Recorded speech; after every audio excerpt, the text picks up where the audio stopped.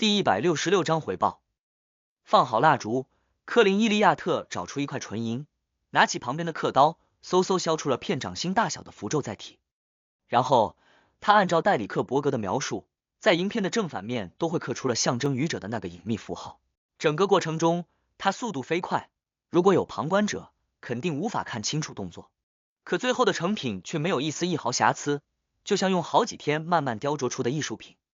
紧接着，科林·伊利亚特又翻找出一瓶水银，直接用强大的灵性凭空引导里面的液体一丝丝流入符咒，填满了所有纹路，并且让朝下那面的水银未因重力而垂落。重复流程，做好第二片符咒后，科林·伊利亚特将它们摆至蜡烛前面，分别放上了一条有透明环节的小虫。与刚从漠然中站起时相比，现在的科林一举一动都显得沉稳、平静、坚定，不再有一毫迟疑，就像他面对黑暗里那些强大怪物时一样。预备好一试，他退后2步，将墙上交叉悬挂的直剑取下，插到了门口的地砖缝隙里。而随着科林的闭目低语，一点点纯净浓厚的光芒从四周虚空里冒了出来，带着神圣与荣耀的感觉覆盖在了2把直剑上。这样的光芒越聚越多，慢慢化成流水，沿着房间地砖和墙面的缝隙，形成了一个分割内外的牢笼。作为一名资深的猎魔者，科林·伊利亚特其实并不想在举行仪式时做类似的防备性举动，因为这有不小可能激怒祈求的对象，带来更加危险的变化。但是他不得不做，他必须保证，哪怕仪式失败，哪怕那位愚者是满怀恶意的存在，哪怕他死在了祭坛前，整个白银城也不会因此遭受太大的伤害。对于现在这个牢笼的防御能力，科林这位白银城首席还是相当有自信的，因为这直接源于一件神级封印物，当初巨人王奥尔米尔佩戴的冠冕荣耀之证，这是白银城能在深暗时代抵御住黑暗中一波又一波怪物侵袭的主要因素之一。见所有准备已然完成，科林·伊利亚特以书桌为祭坛，纯凭灵性制造出了一个圣洁干净没人打扰的环境，点燃了那3根蜡烛。昏黄的光芒轻轻摇晃，映入了他的眼睛。他低下脑袋，将戴里克伯格提到的植物粉末、怪物皮毛或撒入烛火，或点燃投进大釜，以取悦即将要祈祷的那位隐秘存在。类似的活动，白银城并不少见，明面有对造物主的祭祀，暗里则时不时就会出现某些居民在巡逻或探索过程中被不知名存在诱惑，举行的各种各样仪式。后者大部分是被动，但也有少量属于主动尝试。一方面是几千年来侍奉造物主在无回应一点点积累的绝望让部分人心态崩溃，迫切的希望抓住别的依靠，另外一方面则是白银城很多代前的6人议事团就已经形成共识，那位遗弃这片大地的造物主很可能不会再回来了，寻找其他出路必须摆上日程。可惜这样的尝试除了无效和死亡，从未有第3个结局。也正因为如此，不管遇到了什么困难，不管发现了多少因邪神而毁灭的城邦，白银城对周围区域对更远地方的探索都坚持了下来。而于科林·伊利亚特本人而言，外来者杰克的发现带来了难以言喻的惊喜和希望。探索下午证实的遭遇，王们的密谋和圣职者的预言，则让他有了更强的紧迫感，对造物主是否能归来不再抱任何期待。2方面因素的结合，加上洛威亚、戴里克的异常，以及那个末日灾难的预言，科林·伊利亚特这位6人议事团首席，资深的半神，强大的猎魔者，不得不尝试起在刀锋上起舞，不得不考虑和隐秘的存在做交易。无声吐了口气，科林后退1步，用带着些许沧桑感的嗓音诵念道：不属于这个时代的愚者，灰雾之上的神秘主宰，执掌好运的黄黑之王，我向您祈求，祈求源于神秘的力量，祈求来自好运的恩赐，祈求您让祭台上的物品形成符咒。科林很有顿挫感、节奏感、神秘感的声音刚刚落下，他眼前所见的祭坛顿时就变得幽暗深沉，仿佛有难以描述、无法言喻的神性正从中间那朵烛火里弥漫而出。那烛火一下蹿升变大，但却未能照亮四周，反倒让一切变得更加虚幻，让数不清的形体各异的仿佛不存在的透明影子呈现了出来，布满每一个地方，或疏或密。这虚幻世界和无数身影的高处，有7道不同颜色的净光盘踞，似乎蕴藏着无穷无尽的知识。而在这7道净光之上，是一片无边无际的灰白雾气，是一座俯视着所有事物的古老宫殿。猎魔者柯林短暂竟忘记了别的事情，就那样专注地看着祭坛上的画面，仿佛一件只存在于书本和古籍上的事物迈过虚幻与现实的阻碍，真真切切来到了他的面前。如果他没有记错，这应该就是灵界的投影。在那场灾难前，在造物主遗弃这片大地前，很容易就能观察到甚至进入的灵界，现在只存在于白银城教材和各种资料上，在无人可以触及的灵界。就在这时，吱呀的虚幻声音突然响起，俯视着灰雾，俯视着灵界的那古老宫殿内，似乎有大门打开了。紧接着，柯林看见烛火前的未成形符咒焕发出了灰蒙蒙的光彩，它们的纹路相继被点亮，交织于一块，猛地爆发出刺目而浓郁的灰芒，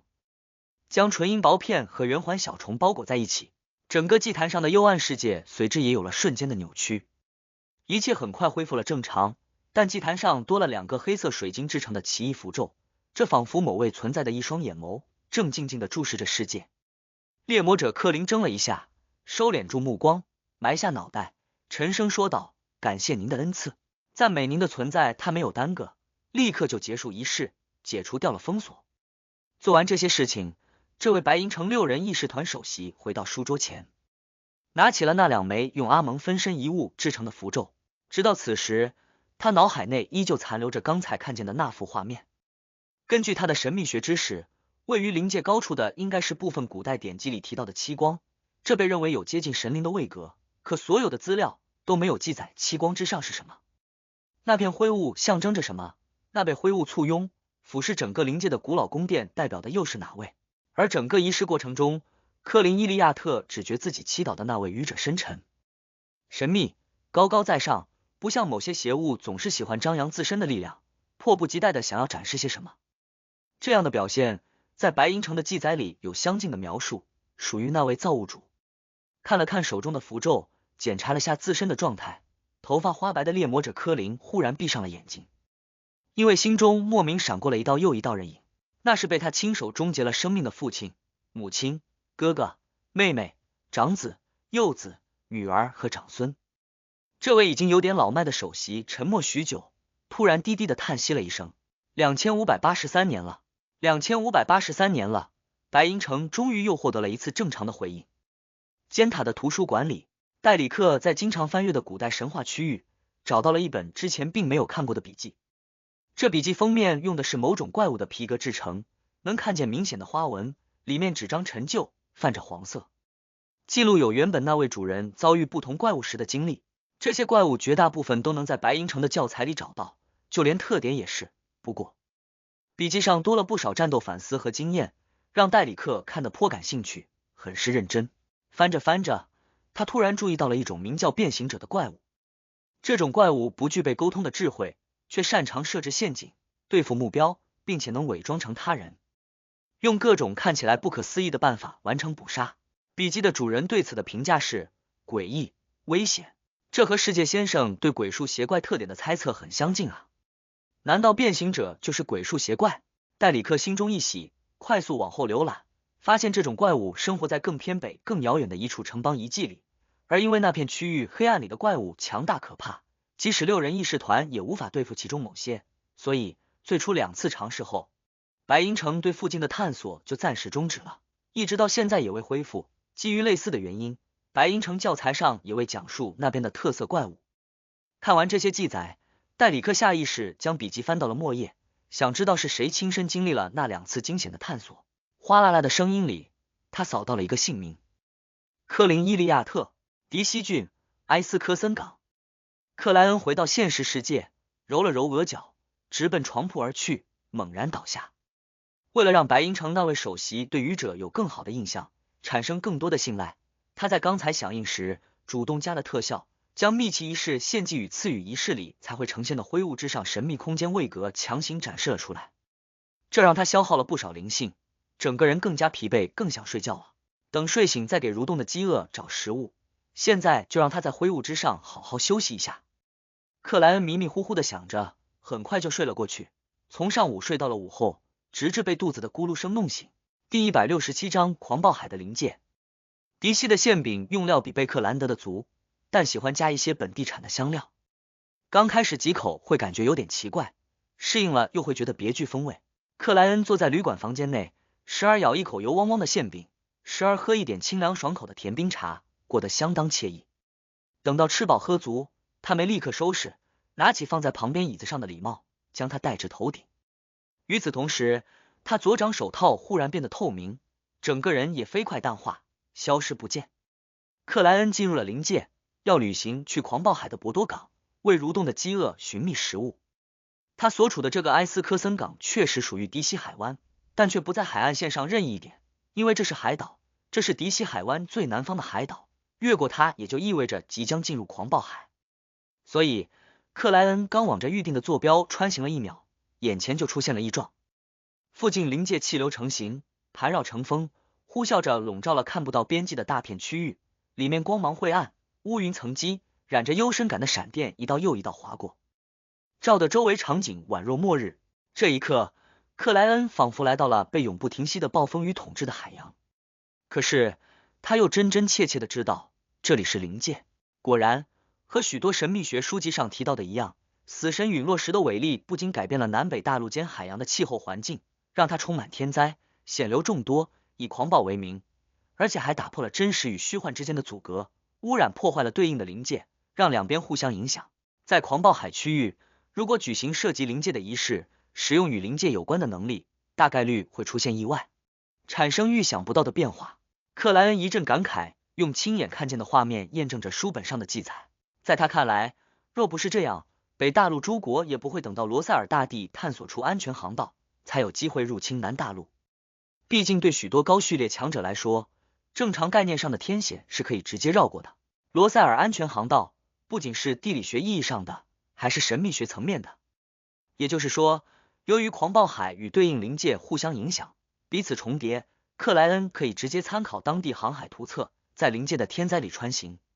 回忆了下之前翻阅的内容，克莱恩找到正确的位置，进入了那片幽深晦暗的临界。狂风呼啸的声音从四面八方传来，即使只是余波，也吹得克莱恩产生了点源自灵魂深处或骨髓之中的寒冷。这让他相信，如果自己是以灵体状态活动，且未用黑皇帝牌、暴君牌或阿兹克铜哨加固提升，说不定已经受到相当严重的伤势。而若不在安全航道上，直面了充满死亡意味的黑色风暴，他觉得哪怕有肉体，多半也扛不住。比起狂风，幽深的闪电更加危险，仅仅只是一道，克莱恩都怀疑自己承受不了。至于暗藏的漩涡，游弋的生灵，又是另外的风险。这里是没有实质海水的，漩涡的尽头不知会是什么。克莱恩沿着安全航道，不算快速的做着穿行，时而打量四周，积累见识。忽然，他看见了一个奇异的生物，他拖着一把巨大的镰刀，位于黑色风暴内，由一个又一个骷髅脑袋组成，臃肿而庞大。那些骷髅脑袋或灰白或灰黑，大小并不一致，种族也多有不同，彼此层叠在一块，构建出了身躯、四肢和头部。几乎是克莱恩看见这奇异生物的同时，他也发现了克莱恩。所有骷髅脑袋同时转动，于呼啸声也掩盖不住的咔嚓动静里，齐齐望了过来。那幽深的眼窝一个接一个，一个压一个，数之不清。克莱恩额头一跳，利用旅行能力，直接越过这里，进入了下一段安全航道。而附近虚幻的海平面下，一条条血淋淋的手臂伸了出来，一根根青黑色的虚幻触手挥舞往上。白银城外，一座黑色的陵寝倒立着嵌入了地面，就像是翻了个身的金字塔。此时，这陵寝所有的砖石缝隙里都长出了一丛丛细密的黑色植物，就连入口处的沉重大门也已被侵蚀。克林伊利亚特背负双剑，正与另外2位6人议事团长老一起站在门外，审视着斜斜深入地底的通道。银灰色头发卷曲披着的洛威亚静静凝望了一阵后道：应该可以了。与以往总是在不同精神状态间毫无规律切换相比，这位牧羊人长老如今深沉平静，没有丝毫异常，一双淡灰色的眼眸内敛而幽邃。克林轻轻颔首，从腰间皮带的2个小格内分别取出一瓶药剂，拧开盖子，咕噜喝入了口中。他浅蓝色的眼眸迅速变亮，没什么皱纹的皮肤上血管凸显出来，染上了银白。紧接着，这位首席拔出了一把直剑，将银灰色的油膏均匀的涂抹于表面。他一步步准备的时候，另一位6人议事团长老维特希尔蒙也在做类似的事情。这位剃了个光头，于顶部纹着暗青符号，身高接近2.5米的壮汉，表面看起来不会超过45岁，可实际年龄已差不多80。他同样是序列4的猎魔者，半神半人的存在，白银城的主要支柱之一。在白银城，由于主材料不怎么缺乏，居民们又懂得扮演法，有足够的战斗经验，所以中低序列的提升都相对简单。序列6的非凡者为数众多，可从序列5开始。因为仪式等各方面的问题，非凡者数量开始呈断崖式下跌状态，到了质变的序列4，更是一代人都未必能出一个。维特希尔蒙并没有使用正统猎魔者惯用的双剑，以便让不同的油膏同时发挥作用，应对更多更复杂的局面。他提的是一柄铁灰色的长锤，背着一把以他的身高体态都显得庞大的巨弓，仿佛从油画里走出来的缩小型巨人。那巨弓是一件神奇物品，副作用并不是太大的那种，在白银城的历史书上都有记载。因射杀过半神层次的巨龙而得名，叫做猎龙弓。做完准备，维特砰的一声将铁灰色长锤杵到了面前，然后取下那把巨弓，缓缓往后拉动，滋滋的电光忽然冒出，彼此凝聚，越拉越长，于弓背和弓弦间形成了一支刺目而煊赫的箭矢。维特捏着弓弦的手指刚有松开，那电光长剑直接就跳跃到了长满人类头发般杂草的陵寝大门上。无声无息间，那沉重大门仿佛早已被腐蚀，于炸开的电光里豁然四分五裂，碎成残渣，露出了一条幽深的通道。这通道里闪烁着一朵朵苍白的灯火，一眼看不到尽头，给人一种阴森寒冷的感觉。柯林的眼中随之凸显出2个墨绿色的复杂符号，将陵寝入口处的场景映照到了中间。几秒之后，他携提手中执剑走入了陵寝，维特背好猎龙弓，拔起铁灰色长锤，紧随其后。套着紫色长袍的洛维亚表情未变，空着双手，不快不慢的也通过了破碎的大门。沿通道和阶梯不断下行中，3位6人义士团成员在完全寂静的环境里没有一点急躁和不安，任由脚步声回荡于四周。又走完一层，他们眼前突然出现了一条河流，虚幻而黝黑的河流。河流水面之下，一只只被剥去了皮肤的血色手臂，一根根结出了婴儿脸孔的青色藤蔓，一条条长着眼睛的滑腻触手密密麻麻挤在一起，不断往上穿越，试图抓住经过的一切事物。河流靠近入口的边缘，有一道道或高或低衣着陈旧的人影正背对3位长老来回走动，似乎在为怎么渡河而烦恼。忽然，他们之中的一位察觉到有人靠近，缓慢转身望向了科林、维特和洛威亚。这是位老者，头发已然全白，额头嘴角皱纹深深，眼眸浅蓝却空洞，表情麻木而茫然。科林·伊利亚特的眸光陡的一缩，认出了对方是谁。这是他的兄弟，被阿蒙附体的兄弟，被他亲手终结了生命的兄弟。就在这时，其他的人影跟着转了过来，露出一张张科林、维特和洛威亚都非常熟悉却异常麻木的脸孔。洛威亚的表情依旧没明显变化，可他的背后不知什么时候已凸显出一个超过5米的虚幻骑士。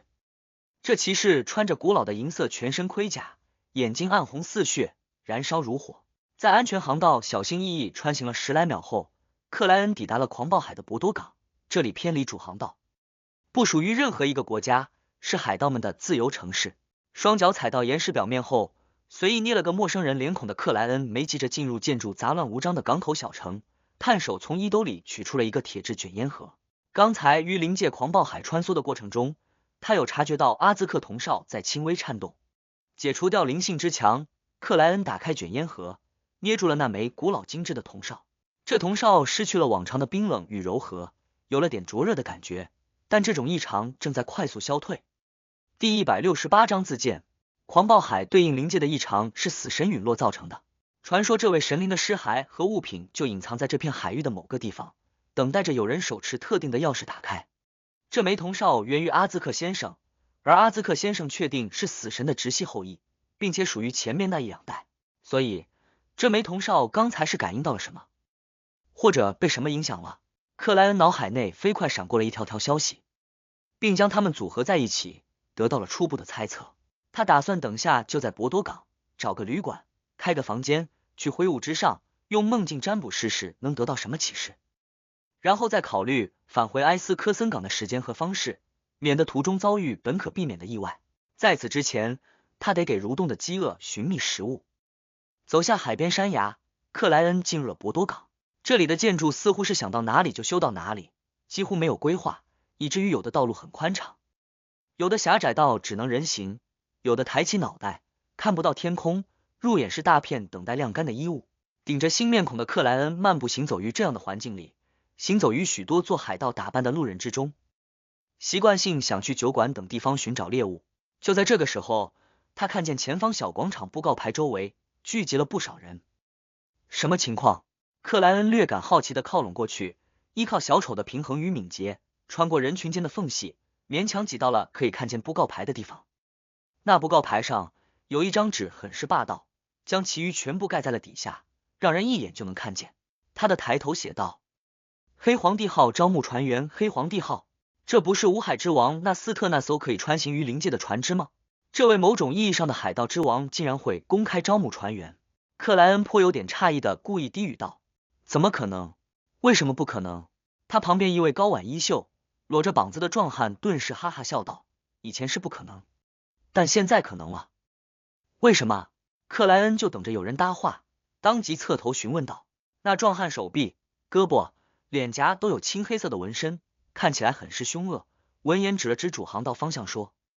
：1周前，黑皇帝号和鲁恩宣传的很厉害的那艘蒸汽铁甲舰普利兹号遭遇了，爆发了一场海战，黑皇帝号死了不少人，急需补充人手。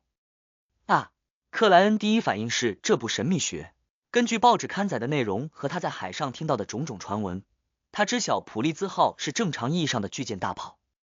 不含有非凡因素。或许在物理破坏力上，它会比黑皇帝号强，可后者能借助临界跳跃，就像大号的旅行家，根本不是常规的热武器能够伤害的。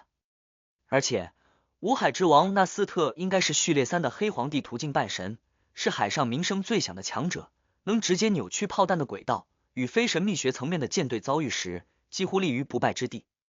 在克莱恩看来，两者不是一个层面的敌人，可最终的结果却不是他想象的那样。他没掩饰本身的惊讶，脱口问道：普利兹号呢？那位很是凶恶的壮汉摇头回答道：不是太清楚，但听说没怎么受损，只是沉了2艘护卫舰。克莱恩先是错愕，旋即有点明白究竟发生了什么。他回想起了盗取图坦西斯20木乃伊时的情况，军方的半神有使用神秘减弱现实增强的律令，这一旦生效，黑皇帝号也就是有点特殊、有点违背常规的风帆战列舰，遇上铁甲船肯定打又打不动，扛又扛不住，跑也跑不过。这从另一个层面来讲，也意味着普利兹号上有军方的半神存在，否则那样的律令不可能生效。能在这种局面下让黑皇帝号逃脱，五海之王纳斯特的实力可以说很强很强了，天使以下，他绝对是能排进前列的那种。看来正是因为仲裁人途径的存在，这个世界的军队发展轨迹才会和地球贴近，不至于对付不了较高层次的神秘。克莱恩有所恍然的点了点头，没再询问什么。至于序列4以下的非凡者，在大规模热战里，除了少量职业能担当强力输出，进行有效防御，其余都得避开正面，做类似斩首小队的存在，或干脆只提供辅助。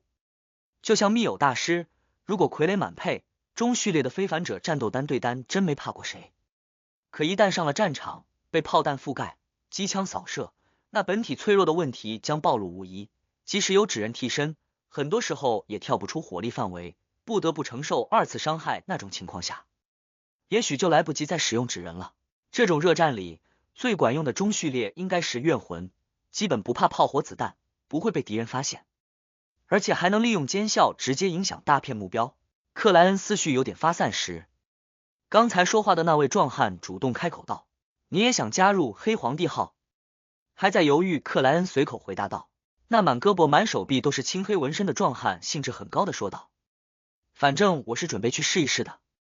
这里比我能打的不超过10个，我还有丰富的海盗经验，他们肯定能看中我。不过我不会在黑皇帝号上待太久，那里太多没意思的规定，什么只能抢劫，不准杀不反抗的人，什么除非对方答应交易，否则不能喜欢哪个女人就把她拖到一边。听听，这还像是海盗吗？虽然五海之王是4王之一，是公认的海盗王，但他定的这些规矩简直狗屎一样。我已经过惯真正海盗的生活，很喜欢这样，不会再改变。我只是听说黑皇帝号的船员有可能获得超凡的力量，才想加入他们。到了一定的时候，我就会离开，自己组建海盗团。这恶汉说的正是口沫横飞之际，忽然发现对面那陌生人的表情变得有点奇怪。他迟疑了一下，开口问道：“你怎么这样看我？”闪烁着银灰色油光的直剑猛地落下，将一道表情麻木的人影定到了地面。那人影扭曲着，蠕动着，在流窜的银光里，逐渐溃散为了虚无的光斑。克林伊利亚特抽回长剑，直起身体，打量了下四周，看见维特和洛维亚两位6人议事团长老也分别解决了相应的目标，在河边清除出了一片干净区域。这个时候，那虚幻黝黑的河流之上，一艘阴沉的小船从对面驶了过来，无声停靠于岸边。看到这一幕，科林缓慢吐了口气，表情沉静的低声自语了一句：“摆渡人。”他和陵寝内的这位前任首席共事了很长一段时间，彼此相当熟悉，知道对方一直困扰于白银城因缺少巨人途径序列3银骑士魔药配方。到了半神，再也无人能够晋升的事情，有转到相近序列的打算，而这个打算在一次探索中出现了成功的曙光，因为他们找到了不死鸟途径序列3的魔药配方。摆渡人。从那之后，前任首席就开始修建这个陵寝，最终住了进来，封闭了入口。眼露墨绿符号的静静观察了一阵，克林伊利亚特沉缓开口道：“坐船过去。”维特和洛维亚没有表示异议，充分相信着首席的判断，紧跟于他的身后，登上了那艘阴沉奇怪的小船。这个过程中，3人毫无犹疑，既没有左右观望，也没有出现停顿，仿佛并不是在探索，而是有着确定目的地的拜访。小船缓慢启动，于虚幻漆黑的水面驶过，拖出了一条长长的痕迹。那一只只血淋淋的手臂，一根根滑腻的触手疯狂往上抓射，拍打着船身，却未能留下任何痕迹，未能造成半点影响。也就10来秒的时间，3位6人议事团长老抵达了虚幻河流另外一边。这里耸立着一个祭坛，上面摆放有一具铁黑色的沉重棺材。克林伊利亚特当即跳离小船，反手抽出了另一把直剑。和刚才相比，现在的他才称得上谨慎和重视。紧接着，维特提着铁灰色长锤，沉重的落至岸边，踩得周围土地明显震颤了一下。他望向那具被怪物头骨簇拥着的巨大棺材，往前走了2步，将长锤杵到面前，取下了背负的猎龙之弓。就在这个时候，维特忽然觉得手背有点发痒，下意识低头望去，看见那里的皮肤毛孔里，一根根沾着黄色油污的白色细毛正茁壮的往外长出，越变越大。博多港，克莱恩喂饱了蠕动的饥饿，找了家乱糟糟的旅馆，开了个勉强称得上干净的房间。然后他逆走4步，来到了灰雾之上，坐至愚者的位置。克莱恩先是拿出阿兹克铜哨投影，接着具现出纸笔，写下了相应的占卜语句。这枚铜哨今天异常的原因，第169章变异的纸人。克莱恩这次并没有直接将阿兹克铜哨带入灰雾之上，而是准备像最早占卜变异的太阳圣辉那次一样，通过物品的投影具现来完成。这样虽然会在准确率上有一定降低，甚至可能导致占卜得不到什么有效启示，但隔了一层灰雾的情况下，物品本身的完好无损能得到最大程度的保障。他依旧记得，当初用源于倾听者的黑色耳朵占卜来源时，这件封印物就因受到真实造物主的反击，直接崩溃瓦解，重组为了符咒。所以在怀疑占卜结果可能指向死神尸骸或别的遗留，指向早已陨落的序列灵改变狂暴海环境的神性力量时，克莱恩决定将阿兹克铜哨留在现实世界，通过投影来占卜，以避免这重要物品被损坏的可能。毕竟死神和真实造物主是一个层次的。至于克莱恩为什么敢直接用格罗塞尔游记占卜源头，是因为空想之龙这古神陨落已久，相应的特性多半已被人继承，不知转手了多次，且游记本身非常坚固，连海神权杖的全力攻击都无法损坏分毫。同样的道理，门先生也许只有天使之王层次，且处于被放逐被隔离的状态，仅勉强能将一语传递进来，几乎无法造成实质破坏。我受到伤害或污染，还能借助灰雾之上神秘空间的力量迅速恢复。不留隐患，阿兹克铜哨要是坏了，那就真的坏了，没法再联络阿兹克先生，没法用来吸引不死生物，甚至没法随身携带了。克莱恩很平静、很熟练地将铜哨投影和写有占卜语句的纸张握住，向后靠住椅背，半闭上眼睛，在冥想状态下低声诵念道。这枚铜哨今天异常的原因连续7遍之后，克莱恩沉沉睡去，进入了梦境。不知道过了多久，他看见了一座黑暗阴冷的陵寝，看见了一直延伸往下的深色阶梯，看见了摆放于周围的一具具棺材。那些棺材全部敞开，里面趴着一个又一个死者，他们的背后已长出了一根根沾染着淡黄油污的白色羽毛。即使是在梦中，克莱恩也觉得这样的画面异常眼熟，仿佛曾经见过。就在这时，他似乎闻到了腐烂的臭味，听见了某种事物缓慢喘息的声音，只觉陵寝内的黑暗变得愈发浓郁，给人极端死寂的感觉。忽然间，或高或低的一语同时响起，那些趴在棺材内被生白色羽毛的死人全部飘了起来，用半腐烂半苍白的脸庞一起望向梦境之外。扑通一声，克莱恩心脏失去了控制，仿佛被无形之手拽着，正硬生生拖出胸腔。这个过程中，他的梦境一下崩解成碎片，归入了虚无。而克莱恩最后看见的画面是，那些尸体不仅背后长着白色羽毛，体表其余地方也有一些。另外，根根近乎虚幻的黑色细管一头扎入了他们的身体，一头延伸往陵寝最深处。那里弥漫着深沉浓郁邪异冰冷的无边黑雾，黑雾缓慢收缩膨胀着，发出了喘息般的声音。这景象，这动静落入克莱恩的眼睛和耳朵后，让他的肤色急速苍白，让他的皮肤腐烂流脓，让他的毛孔长出了细密的沾染有淡黄油污的白色绒毛，让他掌中的阿兹克铜哨投影砰的炸裂成了一团黑雾。整个古老宫殿内，斑驳长桌腐朽坍塌了，22张高背椅被白色的羽毛包裹，仿佛有了自己的生命。看不到边际的灰雾无声翻滚，位居其上的神秘空间轻轻晃荡，一切很快又恢复了原状，像是什么都没有发生过。倒在座椅旁边的克莱恩伸手抓住桌腿，缓慢站了起来，重新坐下，长长的舒了口气。他揉了揉额角，下意识做起了比较，比真实造物主永恒烈阳若高于门先生，但不清楚是不是因为后者被放逐被隔离，以至于能传递进来的力量很少。我想这些做什么，反正都是我打不过的，就算成了半神也是一样。可惜没直接看到黑雾深处藏着的那个事物，否则说不定还能收获点魔药配方，或者神秘学知识。克莱恩莫名遗憾，将目光投向了座椅旁边，看见一团虚幻的黑雾漂浮在那里。这是阿兹克铜哨投影被粉碎后残留的，没有力量感，这也就意味着不能拿来做符咒，这有什么用呢？克莱恩念头一转，从杂物堆里招来了一个备用的纸人天使，将它投向了那团虚幻黑雾。两者刚一接触，立刻就融合在了一起，纸人迅速变黑，显得幽深，背后则长出了一根根沾染着淡黄油污的白色羽毛。这样的变化只维持了1秒，纸人回归了原状，但不够真实，有半虚幻的感觉。除了这点，还有一个个羽毛状的花纹布满纸人的背面。这能拿来做什么？克莱恩让变异的纸人落回了自己的掌心，他没敢用占卜的办法确认效果，害怕又一次见到刚才梦中的画面。被已然有了准备的黑雾深处事物侵入这里，经过反复的检查，克莱恩根据自身的神秘学积累，初步做出了一定的判断。这本身不含什么力量，但实质特殊，也许能在做纸人替身或纸人天使时，产生些偏死灵领域的奇异效果。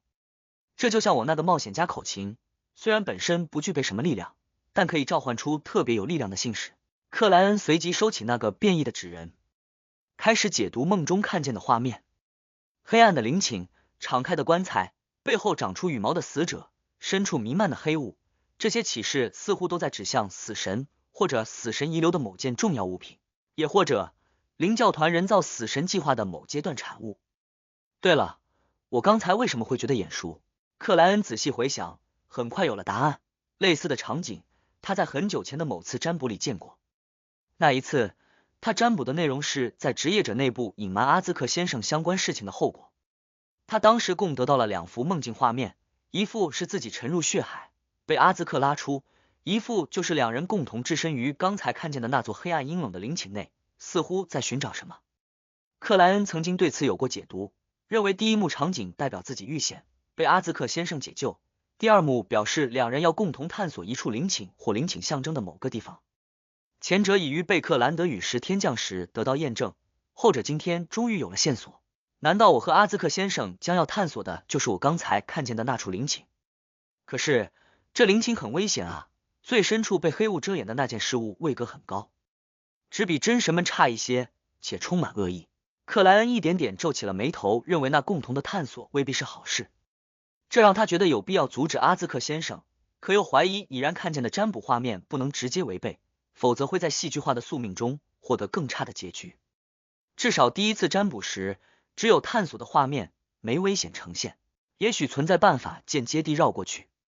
这或许就是占卜家为什么总是含含糊糊的原因，有的时候说的太明白是会有反效果的。克莱恩决定之后见到阿兹克先生时，对他模糊的提一提自己的梦境，不做任何解读，看他有什么想法。确定思路后，克莱恩往后靠住椅背，望着雄伟宫殿的穹顶，消失在了灰雾之上。光，碎片般的光，纯净明澈的黎明之光，从6人议事团长老，另一位猎魔者维特希尔蒙体内迸射而出，蒸发了他皮肤毛孔里长出的根根白色绒毛，并压制住了后续血肉的蠕动。他胳膊肌肉鼓胀了起来，向后拉开了猎龙之弓的弦，让银白的电光与黎明的辉芒交织成一支灿烂的箭矢。这箭矢飞了出去，瞬间就抵达了堆满怪物头骨的祭坛，射在了那沉重的铁黑色棺材上。无声无息间，光剑暗淡了，消失了，没能产生任何效果。不，祭坛周围区域愈发黑暗，愈发死寂了。铁黑色的棺柩内，一道带着骨骼摩擦声的嗓音随之响起：为什么要打扰我的沉眠？听到这样的话语，维特一颗心豁然变成了少许，因为那恶意不加掩饰，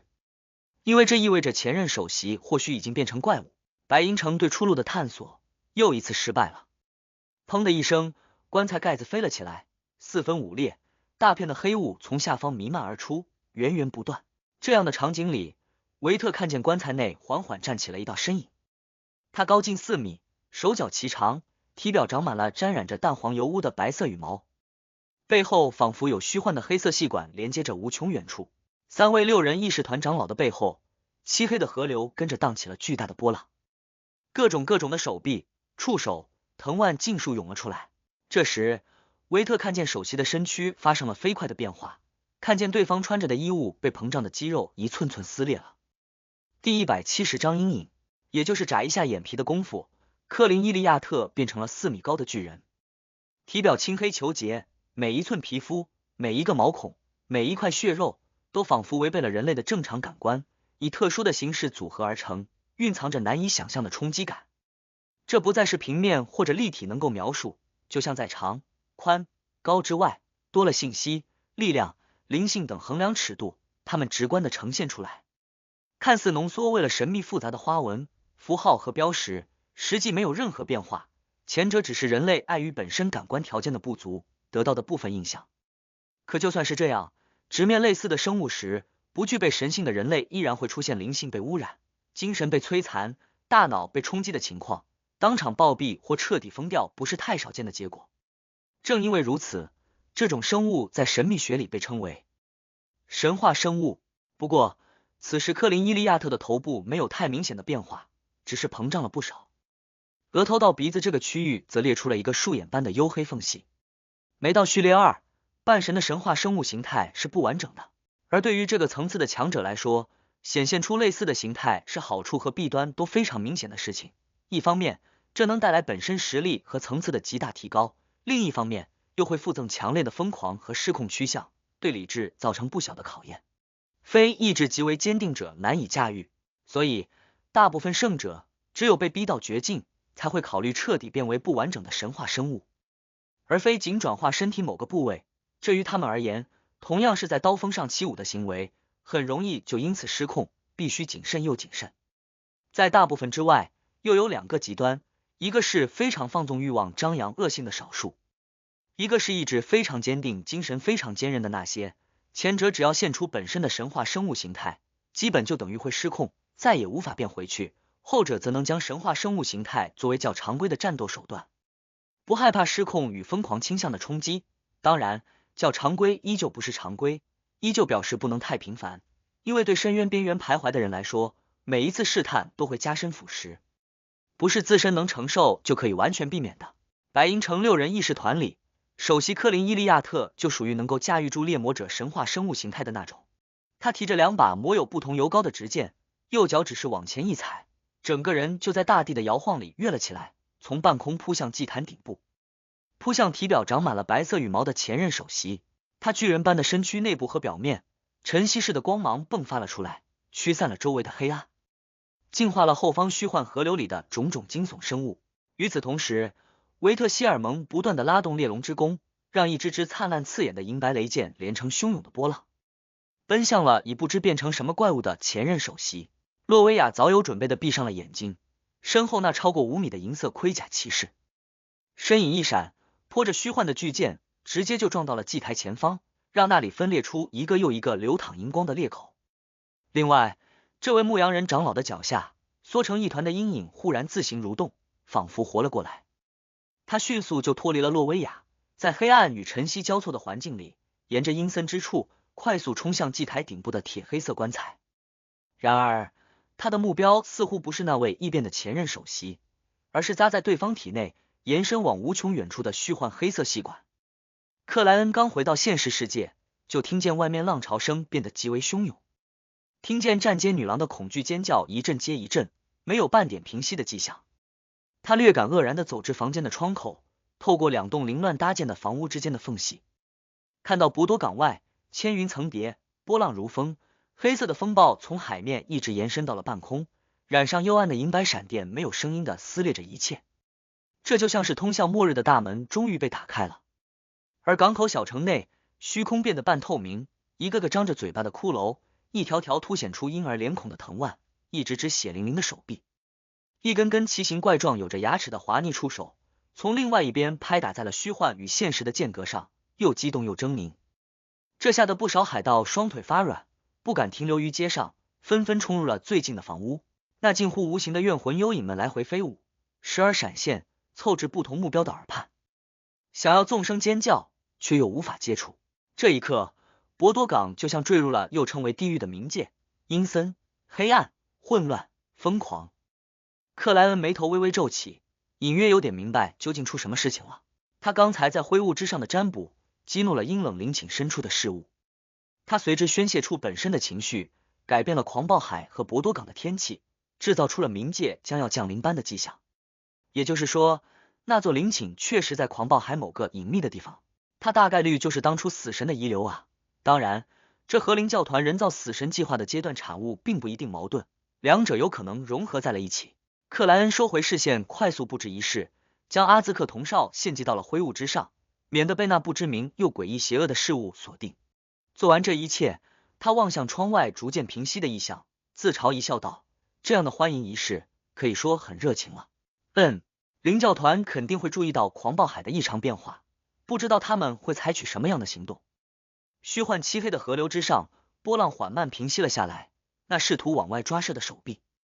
藤蔓和触手们或蒸发得干干净净，或不得不缩了回去。祭坛四周，大地已然干涸开裂，到处都落有沾染着淡黄油污的白色羽毛。巨人化的克林伊利亚特已将手中的2把直剑同时插入了前任首席的体内，将这不比他矮的腐烂怪物扎定在了倒塌的祭坛上。维特希尔蒙手中的猎龙之弓则凝聚出了一支充满爆裂气息的银白光剑，瞄准了前任首席只挂着少量血肉的头部。洛维亚分离出的那个阴影，在银色全身盔甲骑士的遮掩下，顺利抵达了祭坛。趁另外2位长老没有注意，突地窜起，扑向了前任首席身上那根延伸往无穷远处的虚幻黑管。眼见不真实的细管越来越近，那阴影颜色陡然变深，漆黑的仿佛人类心中最堕落最邪恶的想法。就在这时，一道低沉的嗓音回荡在了祭坛四周。命运那阴影眼前顿时一暗，旋即发现自己扑到了巨人体型的科林伊利亚特身上。科林低头看着他，眼中豁然亮起了纯净明澈的光芒，这就像漫长的夜晚中照亮了黑暗的第一缕光。这光越来越亮，向上冲出了陵寝，引得白银城圆塔底部更加灿烂更加炽烈的辉芒蹿升银河。两者交汇于半空，又掉头往下，落在了克林伊利亚特庞大的身躯上，让那漆黑的阴影滋滋蒸发，于扭曲蠕动中越来越淡，直至彻底消失。猎魔者科林回头看了洛维亚一眼，什么也没说，什么表情也未呈现，似乎刚才没有任何事情发生。他迅速收回目光，将残余的灰芒导入了刺进前任首席体内的双剑。洛维亚始终闭着眼睛站在那里，没有一点惊慌，没有一点恐惧，反倒缓慢地叹了口气。慷慨之城拜亚姆，阿尔杰威尔逊连续绕了几圈，摆脱了假想中的跟踪者和监视者，才来到那位工匠的房屋前，拉响了门铃。最初听说工匠莫名染病，且周围出现了奇怪的窥探者时，